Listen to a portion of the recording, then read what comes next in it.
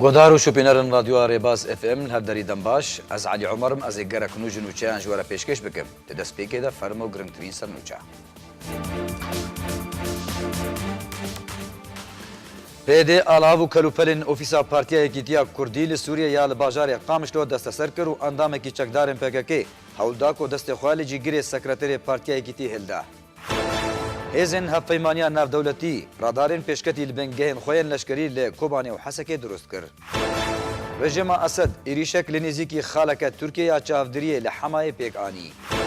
Rûsya hêşiyariya pêngaveke bêserûber li Sûriyê li Amerîkayê kir û got ku welatên Rojavayê jî li bihaneyekê ji bo guhertina desthilatê Şamê digerin. Dembaş. Partiya PD alav û kelûpelên ofîsa partiyayekî tiya Kurdî li Sûriyê ya li bajarê Qamişlo bi tometa pêwandiyan li gel mîtên Tirkiye û hebûna bilgeyan di nava ofîsê de desteser kirin. Endamekî çekdarên PKK ku bixwe xelkê Bakurê Kurdistanê bû bersiveke tund derheqê cîgirê sekreterê partiyayekî dî Hesan Salih Daw hewl da ku destê xwe lê hilda û gotinên dûrî rewiştê jêre gotin. Partiya PD di desteserkirina ofîsên partiyên Encumena Niştimaniya Kurdî de berdewam e. Herî dawiyê jî hejmarek endamên Partiya PD alav û kelûpelên ofîsa partiyayekî tiya Kurdî li Sûriyê ya li bajarê Qamişlo bi tuhmeta pêwandiyan li gel mîtên Tirkiye hebûna bilgeyan di nava ofîsê de desteser kirin. Cîgirê sekreterê partiyayekî tiya Kurdî li Sûriyê Mamosta Hesan Salih di rûpela xwe ya Facebookê de roja şemiyê belav kir ku zanyarî jê re hatin endamên Partiya PD girtine ser ofîsa wan de û alav û kelûpelên wê ofîsê ya li Rojhilatê bajarê Qamişlo dizîn û talan kirin. Lewra Salih hate ofîsê û beramberî wan rabû. Ji wan re got ku ofîs ya hejmarek endamên partiyayekî tiya û nava milkên xelkê taybet bi wî awayî werne desteserkirin û pirsa sedemên desteserkirinê kir. Li gorî ku Salih ragihandiye. Di wê demê de endamekî çekdarên PKK ku bixwe xelkê Bakurê Kurdistanê bû bersiveke tund da û got ku ofîs ya partiyayekî tiye. Partiyayekî tî pêwandiyan li gel mîtên Tirkiye dike. Wan bilge di nava ofîsê de dîtine. Xwest wî ji ofîsê derxe. Piştî ku Hesan Salih xwe bi wan danazkirin nasnameya wî jê xwest. Lê serkirdeyê Kurd ew yek red kir. Ji endamê PKK xwest ku wan bilgeyan bîne eger rast be û nedarew be. Lê tu rastiya wê gotinê nebû. Di encamê de çekdarê PKK hewlda ku destê xwe li Hesan Salih cîgirê sekreterê partiyayekî tî hilde û gotinên dûrî rewiştê jêre gotin. Da ku endamekî PD ku ji xelkên Qamişlo bû rêl bergirt û nehişt ku bigihe Salih. Piştre ew ji ofîsê derxistin. Xebatkarê Kurd Hesan Salih diryar û pela xwe ya Facebookê de daxwaz ji Encumena Ewlehiya Navdewletî welatên Zîlhêz û rêxistinên navdewletî yên mafê mirova kir ku bi ber pirsayetên xwe derbarê miletê Kurd rabin sînorekî jî sitem û kiryar û siyasetên dijminatiyê ku PD li ser miletê Kurd tevgera siyasî û Encumena Niştimaniya Kurdî dike deynin.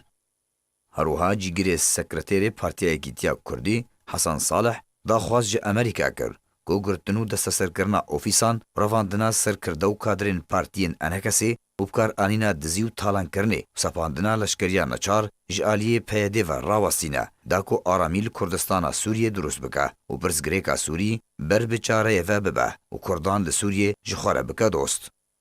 Tevlî ku rejima behsa Sûrî li ser dirêjehiya nêzîkî 5 salî li Kurdistana Sûriyê ango Rojavayê Kurdistanê desthelata û gelek kiryar û siyasetên şofînîst bi ser Kurdan de pêk anîne lê ji destpêka şoreşa Sûriyê ve tenê carekê û di dewem xwepêşandan de ku Rojhilatê Qamişlo û pêşiya mizgefta Selman Farsî hata derxistin alaya Kurdistanê bi mizgeftê de hate daxistin û bi sedan xelk li hev civîn û sloganên dijatiya Esed û çûna Esed hildan dewriyeke rejimê ku ji artêşa Sûriyê a fermî pêk dihat êrişî xwepêşandaran kir xwenîşandan ji hev belav kir. Ji wê demê de nema li Qamişlo nêzîkî xwepêşandanan bû û tenê biriya guhbel û zelamên xwe zanyarî û video ji xwepêşandaran re digirtin û tu astengiyên eşkere nekirin. Tenê astengî û binpêkirin û kiryar derbarê xwepêşandar û miletê Kurd ma bi destên çekdarên PD. Ji sala 2011 ve Partiya PD rêkeftin bi rejima Sûriyê re kir û rûbirûbûna ciwan û çalakvan û serkirde û kadrên partiyên Enhekesê bi wekalet di ber rejimê de kir û gelek caran ofîsên partiyên Encumena Niştimaniya Kurd bi taybet ofîsên Partiya Demokrata Kurd li Sûriyê PDKSê هەروەها پارتیایەکی دی شەوتاندن و دەستەسەرکردن و گرتن یەکەم جار لە 28 مەها شەشاندا ji sala 2013 bû ku yekem car di 28 meha şeşan 2013 de bû dema ku roja berî wê berbanga sibehê ofîsên Rojava û Rojhilat yên Partiya Demokrata Kurdistan Sûriya di heman demê de şewtandin. Piştî wê demjimêr 10:30 bi roj êrişî endamên pedekesê li pêşiya her du ofîsan kir û rûbirûbûn jî di navbera wan de rûda û ji wê demê de binpêkkirin û kiryarên pêdê û desteserkirina ofîsan bi eşkere pêdê dike.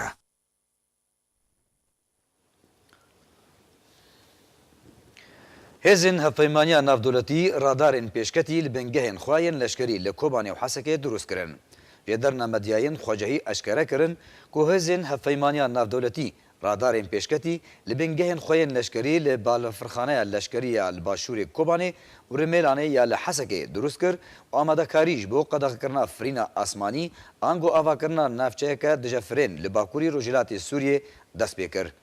Li gorî heman jêderan drûstkirina radaran li her du deveran di çarçoveya plana Amerîkî ku beriya çend rojan pêşkêş kirbû tê ji bo bihêzkirina hevpeymaniya navdewletî û vegereke bêhtir bihêz derbarî dosyeya Sûrî herwiha rûbirûbûna hin aliyan li Sûriyê ji nav wan jî hêzên Îranê.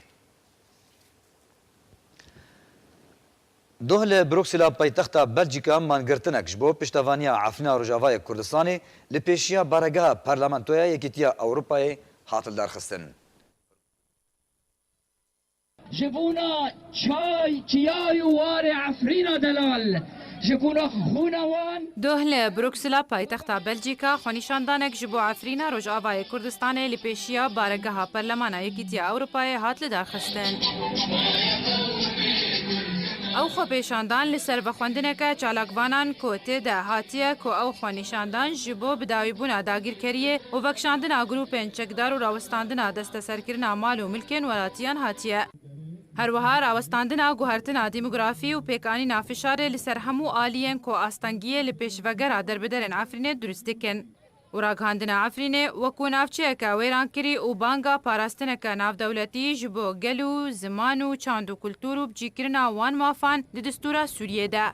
دبن ناف نیشانا بخوندن جبو عفرین بوکا کردستانه و دبن آلا کردستانه ده و لگل سرودا ای رقیب روندا کردی لأوروپای که جپنابرین کردین روجاوای کردستانه بگشتی و ین عفرینه بتایبتی پیک دهات او خوپیشاندان دمجمیر یکی پاشنیورو تا دمجمیر 4 بردوام کرد.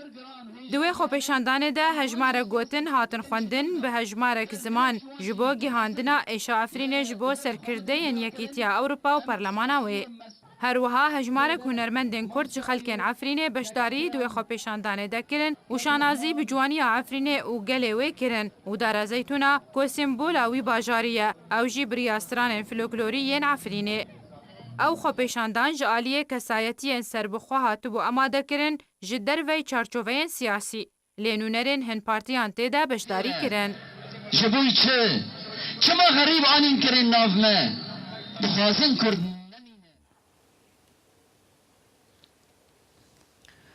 هفدمی گربونا آمده کاریان شری ادلبه و لفو تفگرا نافدولتیج بو ادلبه رژیم اسد ایریشک لنزیکی خالک ترکیه اچافدری لحمای پیکانی. روانگاه سوریه مافی مروان راگهاند که رژیم اسد نافچهین در دورا باجاروک مورک و نافچهین نزیکی خالا چافدریه یا ترکیه لنزیکی وی باجاروکی لباکوری حمایه آرمانچ کرد. روانگاه نافبوری هروها دازانین که هندور لباجاروک الله تامنا و گند معرکبه و نافچهین در دوری جی جالی رژیم و هاتنا آرمانچ کردن.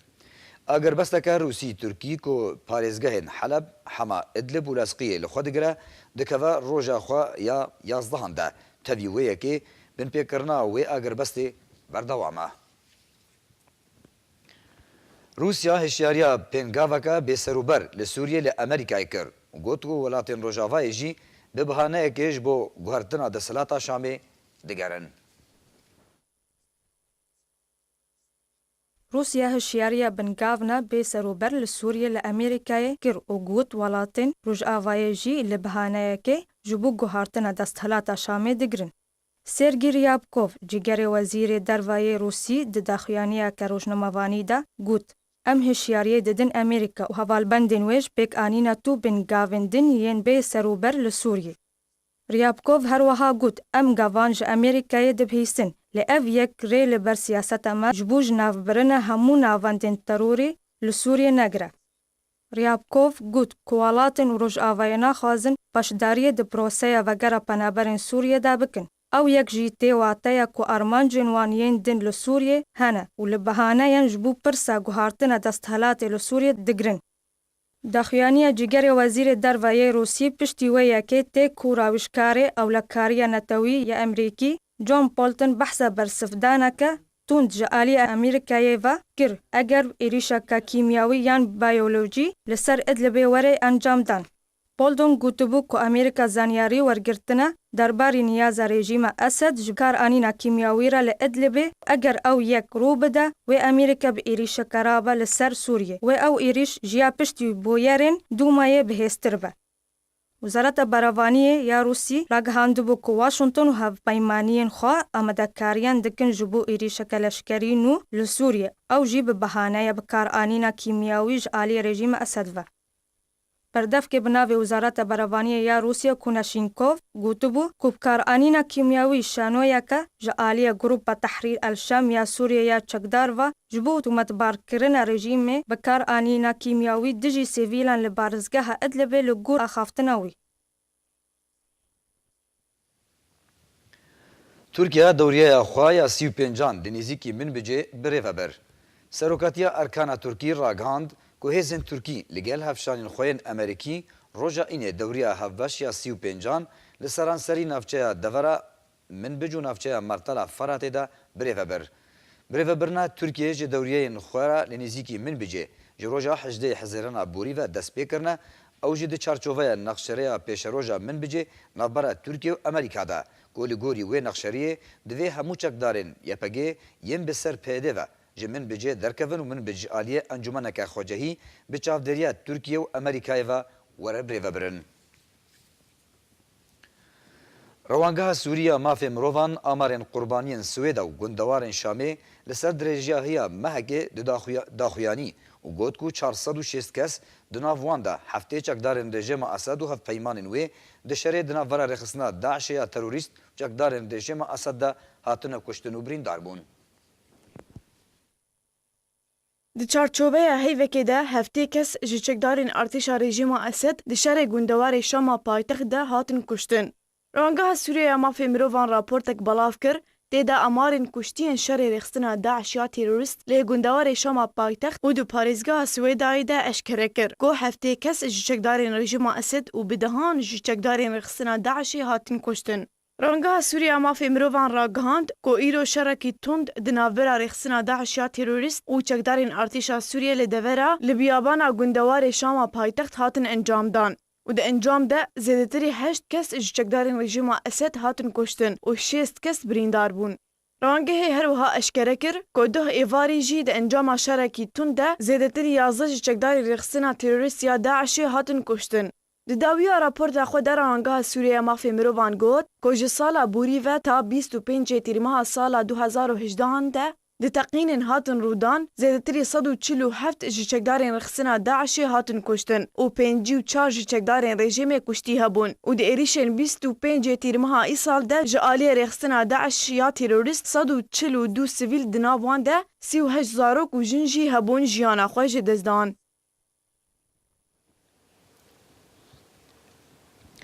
Rojnameya Le Figaro ya Fransî rapirsiyek li ser malpera xwe li ser mana Esed li ser desthilatê li Sûriyê belav kir. Li gorî encamên wê rapirsînê ku 65 sedî ji xwendevanên wê rojnameyê nerîna xwe derbirandin û dîtin ku divê Esed li ser desthilatê nemîne. Herwiha 35 sedî ji şopîneran pêşwazî li mana Esed li ser desthilatê kirin ku beşdariyên wê rapirsînê 85,000 kes bûn. Heman rojnameyê heman rapirsî di sala 2016 de belav kir duê demê de 64 ji sedî ji xwîneran erêkirina xwe li ser mana Esed diyar kirin ku 120,000 kes beşdarî têde kiribûn. Washington hevpeymanên xwe amedekariyan dikin ji bo êrişeke leşkeriya nû li dijî rejima Sûriyê ji ber bikaranîna kîmawî ji aliyê rejima Esed ve. وەزارەتا بەرەڤانیە یا رووسیا ڕاگەهاند کۆ واشنتۆن و هەفپەیمانên xwe ئامادەکاریان dikin ji bo êrişeke leşkerî yan û li ser rejêma Sûriyê. Ew jî ji ber bikaranîna kîmawî ji aliyê rejêma Esed ve. Berdevkê bi navê Wezareta Berevaniya ya Rûsyê Konashinkov eşkere kir ku bikaranîna kîmawî şanoyeke ji aliyê Grûpa Tehrîrê Şam ya Opozisyona Sûriyê ya çekdar ji bo tewanbarkirina rejîmê bi bikaranîna kîmawî dijî sivîlan li parêzgeha Idlibê li gor axaftina wî. Konashinkov serbar kir koçekdarên navbûrî 8 tankên kulorê veguhestine ji bo bajarê Cisr Şuğûr li parêzgeha Idlibê ji bo rêkxistina şanoya êrişa kîmawî ku ew yek bi planeke istixbaratên Brîtanyayê hatiye cêbcêkirin. Wezareta Berevaniya ya Rûsyê dazanîn ku têkbira Amerîkayê ya curê U.S. Sullivan gihiştiye bendava Erebî û barkiriye bi 5 û 6 mûşekan ji curê Krûz bi armanca pêkanîna êrişekê li ser rejêma Sûriyê. Her wiha mûşekhavêja îstratîjî ya Amerîkî ji curê B-1B gihiştiye binkeya El Edîd li Qeterê û amadekiriye bi 24 mûşekên bi bask ji curê EGM-158 ew jî bi mebesta pêkanîna êrişeke leşkerî li ser rejêma Esed.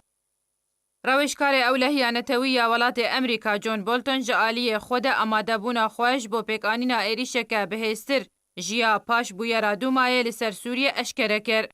Bolton gotibû jî ku Amerîka zanyarî wergirtine derbarî niyaza rejêma Esed ji bikaranîna kîmawî re li Idlibê û eger ew yek rû bide wê Amerîka bi êrişekê rabe li ser rejîma Sûriyê wê ew êriş ji ya paş bûyerên Dûmayê bihêztir be. Guhdar û şûpînerên radyoya Rêbaz li her derî herwiha Rêbaz News berî emnûçeyên xwe bi dawî bînin dubare em ê sernûçan bêne bîrawe.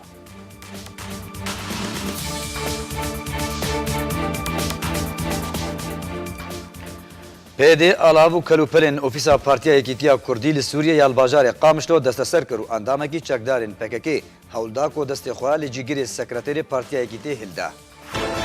Hêzên hevpeymaniya navdewletî radarên pêşketî li bingehên xwe yên leşkerî li Kobanê û Hesekê durust kirin.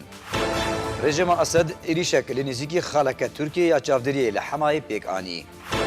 Rûsya hêşiyariya bêngaveke bêserûber li Sûriyê li Amerîkayê kir û got ku welatên Rojavayê jî li bihaneyekê ji bo guhertina destselata Şamê digerin. Nûçeyên me bi dawî hatin, her şad û bextewar min.